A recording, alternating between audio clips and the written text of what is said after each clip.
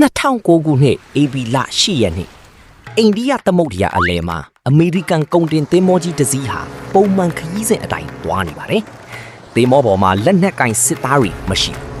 ။သူတို့ထင်ထားတာကဒီခရီးဟာပုံမှန်ကုန်ပစ္စည်းပို့ဆောင်ရေးခရီးတစ်ခုပဲဖြစ်မယ်လို့ပါ။ဒါပေမဲ့မနက်စောစောအချိန်မှာရီဒါပေါ်မှာညံနှုံးမြင့် speed boat တေးသေးလေးတွေပေါ်လာခဲ့ပါတယ်။မိနစ်အနည်းငယ်အတွင်း AK-47 တနက်တွေကိုကင်ထားတဲ့လူတစုကသင်္ဘောကိုဝိုင်းထားခဲ့တယ်။အဲ့ဒီနေ့ကစပြီးကဘာတဝန်းကလူတွေဟာနမဲတစ်ခုကိုစပြီးကြောက်လာကြပြီ။ဆိုမာလီပင်လေဓမြများ။ဒါပေမဲ့သူတို့ဟာဘာကြောင့်ဒီလောက်အန်ဒီယေကြီးလာခဲ့တာလဲ။ဘာကြောင့်ကဘာအင်အားကြီးနိုင်ငံတွေတောင်နှစ်ပေါင်းများစွာမထိန်ချုပ်နိုင်ခဲ့တာလဲ။ဒီနေ့ဗီဒီယိုမှာတော့ငါးဖမ်းသမားတွေအဖြစ်ကနေဒေါ်လာတန်းပေါင်းများစွာရတဲ့ပင်လေဓမြတွေဖြစ်လာတဲ့ဆိုမာလီလူမျိုးတွေရဲ့အံ့ဩဖွယ်အဖြစ်မြန်ကိုကြည့်ကြရအောင်။ဆိုမာလီယာဘလို့ပြိုလဲသွားတာလဲ။ဆိုမာလီယာနိုင်ငံဟာအာဖရိကအရှေ့ဘက်ကမ်းရိုးတန်းမှာတည်ရှိပါတယ်။သူ့ရဲ့ကမ်းရိုးတန်းအရှေ့ဟာကီလိုမီတာ3300ကျော်ရှိပြီးအာဖရိကမှာအရှိဆုံးကမ်းရိုးတန်းတွေကတစ်ခုဖြစ်တယ်။တစ်ချိန်ကတော့ဒီဒေသမှာငါးဖမ်းလုပ်ငန်းကအရန်အောင်မြင်ခဲ့ပါတယ်။ဒါပေမဲ့1991ခုနှစ်မှာအစိုးရပြိုကွဲသွားတယ်။နိုင်ငံတော်စနစ်လုံးဝပျက်စီးသွားတယ်။ရည်ဓာတ်မရှိတော့ဘူး။ကမ်းခြေဆောင်တက်မရှိတော့ဘူး။ဒီလိုအခြေအနေကိုကမ္ဘာတဝန်းကတချို့နိုင်ငံခြားငါးဖမ်းသင်္ဘောတွေတတိထားမိသွားကြတယ်။သူတို့ကဆိုမာလီရေပိုင်နက်ထဲဝင်ပြီးငါးတွေကိုအလွန်အကျွံဖမ်းယူလာကြတယ်။တချို့သတင်းတွေအရအစိတ်အတောက်စွန့်ပစ်မှုတွေလည်းရှိခဲ့တယ်လို့ပြောကြပါတယ်။ဒီအတွက်ဒီသားကငါးဖမ်းသမားတွေဟာအသက်မွေးဝမ်းကြောင်းပျောက်ဆုံးလာခဲ့တယ်။ပြီးတော့သူတို့ကဆုံးဖြတ်ချက်တွေကိုချလိုက်တယ်။ငါတို့ပြင်လေငါတို့ကာကွယ်မယ်။ဒါပေမဲ့အဲ့ဒီဆုံးဖြတ်ချက်ကနောက်ပိုင်းမှာကမ္ဘာအကြီးဆုံးပင်လယ်ရာဇဝတ်မှုတစ်ခုဖြစ်လာမယ်ဆိုတာဘယ်သူမှမသိခဲ့ကြဘူး။ပင်လယ်ဓမြအမ်ပါယာစတင်ခြင်းအစပိုင်းမှာသူတို့ကနိုင်ငံခြားငါးဖမ်းသင်္ဘောတွေကိုသာတားဆီးတယ်။တန်ကြီးတောင်တယ်။ဒါပေမဲ့မကြာခင်မှာသူတို့တတိထားမိသွားတာကဒီနီးလန်းက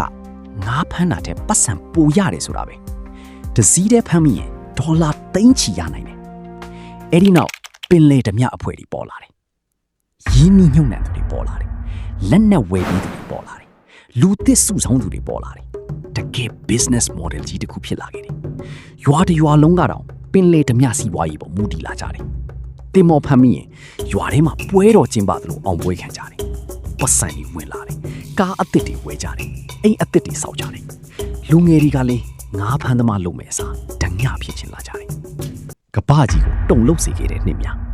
2005ကနေ2011အထိဟာ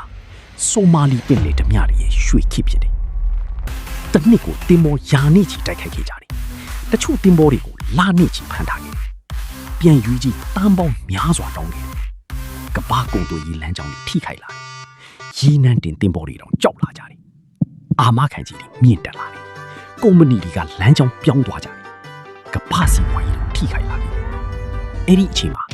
ပိုက်တွေတယောက်ရုပ်ဝင်ဝင်တာဒီသားကတာမန်လူတယောက်ထဲစေစားအစား100လောက်တော့ပုံများနိုင်တယ်။ဒါပေမဲ့သူတို့ရဲ့အကြီးဆုံးပြစ်မှတ်ကမကြခင်ရောက်လာတော့မှဖြစ်တယ်။ကက်ပတန်ဖိလစ်ကိုပြန်ပြီးဆွေးချိန်2009ခုနှစ်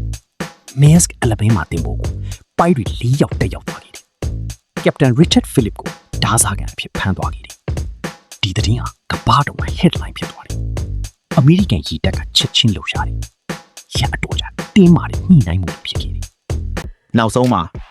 US ရေတပ်စနိုက်ပါတွေကတစ်ချိန်တည်းပစ်ခတ်ပြီးဓမြ3ယောက်ကိုတတ်နိုင်ခဲ့တယ်။ Captain Phillips ကိုကယ်တင်နိုင်ခဲ့တယ်။ဒီဖြစ်ရပ်ကိုနောက်ပိုင်းမှာ Hollywood နာမည်ကြီးမင်းသား Tom Hanks က Captain Phillips အဖြစ်ပါဝင်ပြီးရုပ်ရှင်အဖြစ်တောင်ရိုက်ကူးခဲ့ကြတယ်။ဒါပေမဲ့ဒီဖြစ်ရပ်ကပင်လယ်ဓမြတွေရဲ့အဆုံးအစဖြစ်လာတော့မယ်ဆိုတာဘယ်သူမှမသိခဲ့ကြဘူး။ပင်လယ်ဓမြ Empire ကြဆုံးခြင်း Captain Phillips ဖြစ်ရပ်ပြီးနောက်နိုင်ငံပေါင်းများစွာပူးပေါင်းလာတယ်။စစ်သင်္ဘောတွေပိုများလာတယ်။ကုန်တင်သင်္ဘောတွေမှာလက်နက်ကင်လုံခြုံရေးတွေထည့်လာကြတယ်။ drone နဲ့ satellite စောင့်ကြည့်မှုတွေတိုးလာတယ်။ဓမြတွေအတွက်အခြေအနေပိုခက်လာတယ်။2017နောက်ပိုင်းမှာတိုက်ခိုက်မှုတွေတိတိတတာကျဆင်းသွားတယ်။တချို့ပင်လယ်ဓမြခေါင်းဆောင်တွေဖမ်းမိတယ်။တချို့တိတ်ဆုံးသွားတယ်။တချို့ပျောက်ကွယ်သွားတယ်။တစ်ချိန်ကကဘာကြီးကိုတုံလှုပ်စီခဲ့တဲ့ပင်လယ်ဓမြ Empire ဟာတဖြည်းဖြည်းပြိုကွဲသွားခဲ့တယ်။ဆိုမာလီပင်လယ်ဓမြတွေရဲ့ဇလံဟာရာဇဝတ်သားတွေရဲ့ဇလံတစ်ခုတည်းမဟုတ်ပါဘူး နိုင်ငံတစ်နိုင်ငံပြိုကွဲသွားတဲ့အခါဥပဒေပျက်စီးသွားတဲ့အခါလူတွေရဲ့အသက်မွေးဝမ်းကြောင်းပျောက်ဆုံးသွားတဲ့အခါဘာတွေဖြစ်လာနိုင်တယ်လဲဆိုတာကိုပြသတဲ့ဖြစ်ရပ်တစ်ခုလည်းဖြစ်ပါတယ်ဒီနေ့မှာတော့ဆိုမာလီပင်လယ်ဓမြတွေရဲ့အင်အားဟာအရင်လိုမရှိတော့ပေမဲ့သူတို့ရဲ့နာမည်ကတော့ပင်လယ်သမိုင်းမှာအကြောက်ရဆုံးအမည်တွေကတစ်ခုအဖြစ်ကြန့်ရှိနေစေဖြစ်ပါတယ် အဆုံးထိကြည့်ရှုပေးတဲ့အတွက်ကျေးဇူးတင်ပါတယ်ဗျနောက်ထပ်ဗဟုသုတတွေအတွက် channel ကို like and subscribe လုပ်ပြီးအားပေးဖို့မေတ္တာရက်ခံပါတယ်ခင်ဗျ